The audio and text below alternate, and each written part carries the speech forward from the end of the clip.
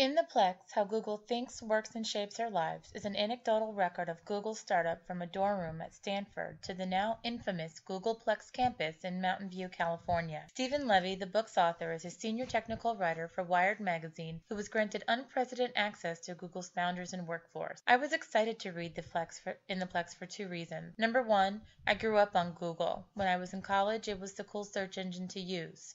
When I entered the workforce, it was a verb. Reason number two, I've just read the book Everybody Lies by Seth Stevens Davidowitz, which was a revelation on the power and depth of Google's analytics and power machines. I wanted to know more about Google. Levy starts the Google story with information about how the founders, Sergey Brin and Larry Page, met and joined forces at Stanford University in California. The origins of Google, first called PageRank, in an underplayed homage to founder Larry Page, is relayed through memories of professors, colleagues, and friends. In fact, the entire story is unraveled this way, making it feel more like a memoir than a recounting of a tech startup. The quotes from longtime Googlers are heartwarming and paint the founders and company as both quirky and savvy. One of the best insights of the founders came in part 2, Chapter 1, where Levy is describing early meetings with venture capitalists. A quote, "The meeting was just ending when Doerr asked a final question. How big do you think this can be?" 10 billion, said Larry Page. End quote. It was 1999, and at the time, Google was not even profitable yet. The overall themes of the book lie in three very simple principles: innovation, persistence, and quality. Google, first and foremost, is known for innovation.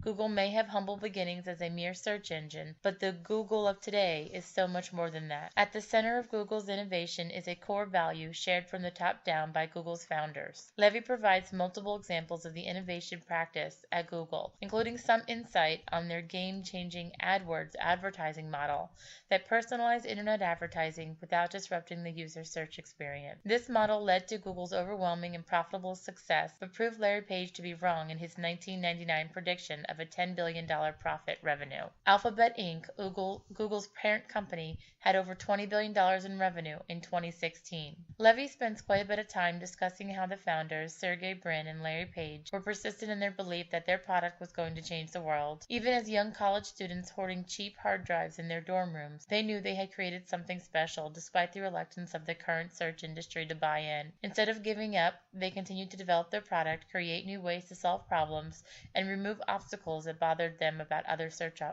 providers. They were both persistent in their combined vision for Google that drove them to invest resources, time, and effort into development. When they received their first venture capital funding of $100,000, they didn't even have a bank account set up. According to Levy, Page and Brin were so persistent in developing a quality search product, they devoted no efforts to managing Google's finances. PageRank started in 1998, but was not profitable as Google until 2002.